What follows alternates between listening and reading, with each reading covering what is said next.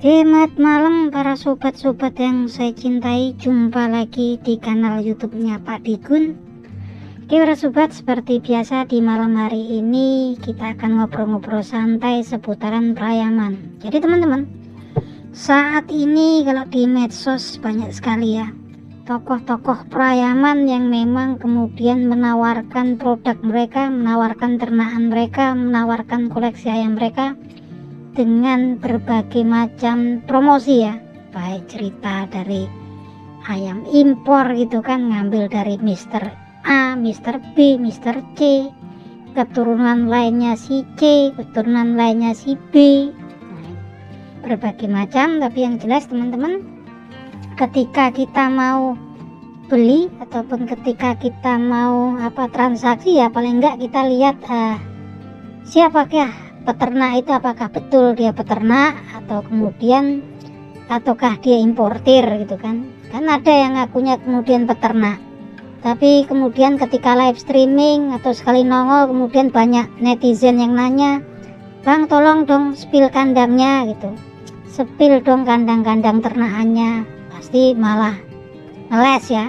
Ini kandang kucing lah, kandang anjing lah, kandang apa gitu kan. Yang jelas ya, yang hal seperti itu ya nandakan bahwasanya kalau ada yang ngakunya ternak gitu kan, ini yang ngakunya ternak ya. Ada juga yang memang saya memang beli dari nyari gitu kan. Tapi kan kadang ada yang ngakunya ternak gitu kan, tapi kemudian disuruh sepil kandang nggak mau, berarti dia blantik ya. Blantik itu salah satu bahasa di kampung halaman saya, orang yang membeli dari ternakan orang lain atau beli di pasar atau beli di mana lah yang kemudian dijual lagi dengan harapan mendapatkan margin ya, keuntungan. Jadi kalau blantik ini sebenarnya ya lebih menguntungkan karena memang dia nggak perlu membesarkan dari kecil gitu kan, karena kan dapat mungkin untungnya 100-200 ribu tapi kan kemudian dia nggak membesarkan ya. Nah ini yang namanya blantik. Tapi yang masalah kan memang kemudian kalau di YouTube ataupun di media sosial tuh ngakunya peternak malahan blantik, dan ciri khasnya kalau diminta untuk sepil kandangnya dia nggak ada kandangnya gitu kan.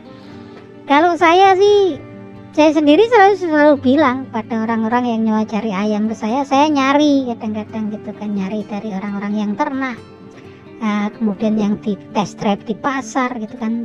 Saya juga melihara cuma sedikit karena memang melihara itu resikonya sangat besar ya teman-teman. Belum tentu pejantannya A, indukannya B, kemudian anakannya nanti bagus-bagus semua gitu kan. Dan kemudian kadang-kadang yang bagus tuh cuman 10-15% dari ternakan yang kita produksi gitu kan. Tentunya kan kita rugi ya, fase pembesarannya juga panjang. Karena kalau dijual cuman sebagai ayam biasa di pasaran ya tetap harganya kan jauh gitu kan, banyak kerugiannya gitu kan. Makanya saya lebih senang jadi kayak semacam blantik, tapi kan ngaku memang gitu kan. Tapi kan kebanyakan juga banyak yang ternak-ternak ngakunya farm besar, suruh spill kandangnya nggak mau ya. Tahu lah teman-teman mungkin kan, kalau ternak tuh semacam kayak farm besar itu kan selalu menunjukkan kandang pembesaran gitu kan. Ini indukan pejantannya, contoh kayak Sango Farm, terus kemudian SN gitu kan, kemudian ada Prabu Farm, itu kan mereka tunjukkan ini kandang-kandang pembesarannya. Tapi kan ada juga kan yang ngakunya peternak, cuman suruh di live streaming, kemudian banyak yang nanya, "Pak Om, di ini Om minta spill kandangnya," nggak mau lah, ngeles, karena kandangnya juga pastinya dia nggak ada. Kalaupun ada mungkin biaranya 1-2 gitu kan. Tapi ya sebenarnya nggak apa-apa, asal dari awal memang mengakui saya cuman beli dari peternak si A si B. Nah kadang-kadang mereka ini nggak mau gitu kan, mereka modal nama besar mereka, pencitraan di YouTube, setelah udah punya nama dipercaya orang ya mereka ngakunya juga ternak gitu kan, kalian mungkin ngambil dari orang-orang gitu kan. Gitu mungkin kan teman-teman pernah dengar ini lain si P gitu kan. Bapalane ayam si P itu dulu habis menang kemudian beli dari orang, habis menang dibeli orang lagi gitu kan dari Kalimantan. Sekarang udah banyak lagi gitu kan. Ya mungkin beli dari yang nernak si P itu dulu gitu kan. Ya itu ya teman-teman, makanya kalau dari ya untuk harus kita pintar-pintar membedakan, karena kalau memang kemudian dari awal sudah tidak jujur, ya kemungkinan besar materi yang dikirim ke kita pun juga kemungkinan banyak yang meleset. Itu aja sih sebetulnya, intinya itu. Dan sekarang memang banyak, kalau saya salut seperti mungkin dari Sango Farm gitu kan, spill kandangnya, wah keren ini, pejantan indukan. Dan kemudian ke SN atau Sasana Ngapak itu kan kandangnya besar, banyak besar gitu kan, koleksi ayamnya, ternakannya juga banyak. Seperti kalau kemudian kita lihat ada Prabu Farm gitu kan, mantap itu kan, memang betul-betul mereka peternak. Dan peternak seperti itu memang biayanya besar ya teman-teman, resikonya juga besar. Ketika ayamnya kemudian transaksinya kurang, pastinya mereka pengeluarannya juga besar, karena yang mereka butuh pakan yang memang untuk ngasih makan ayamnya yang banyak, kebutuhan air, kemudian listrik segala macam, sampai kemudian dengan gaji pegawai. Wajar kalau kemudian ayam-ayam dari farm-farm besar seperti itu kayak Sango Farm, kemudian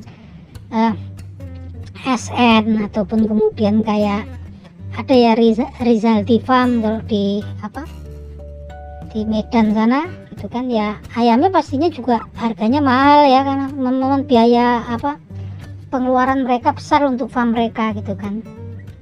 Tapi mereka ini kan memang betul-betul ternak, karena memang banyak yang kemudian modal namanya, pencitraannya bagus, kayaknya dia paling jawara, paling pintar di perayaman di Indonesia.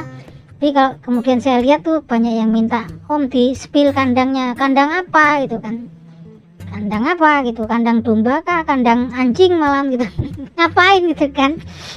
Ya kalau udah menghindar gitu ya sebenarnya nggak perlu ditanya terus, ya sebenarnya nggak apa-apa sih, nggak apa-apa, nggak ada yang salah. Cuman ya berarti memang kemudian kalau ngakunya peternak ya nggak pas. Artinya kalau kemudian memang dia ngakunya peternak padahal itu bukan ayam dari ternaknya dia, ya kemungkinan kalau yang kita transaksi juga ada kemungkinan ya ayamnya kemungkinan bagus tuh ya kecil gitu kan teman-teman. Beda kalau kemudian dari memang orang-orang yang betul-betul ternak ya gitu kan, yang memang kandangnya juga ada. Kalau dari awal sih kalau saya sendiri sih ngakuin, kalau orang nyari nih saya juga nyari ayamnya nggak dari ternakan sendiri, ya nggak apa-apa ya kayak gitu kan.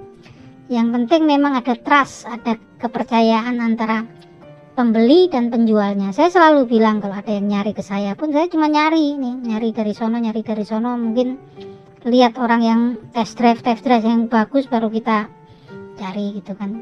Karena memang resikonya kalau melihara itu, kalau memang koceknya nggak kuat ya bobol kita ya saat ini ya teman-teman. Ayamnya belum tentu bagus produksi kita. Nah itu aja teman-teman obrolan kita, semoga bermanfaat dan menghibur. Yuk, salam.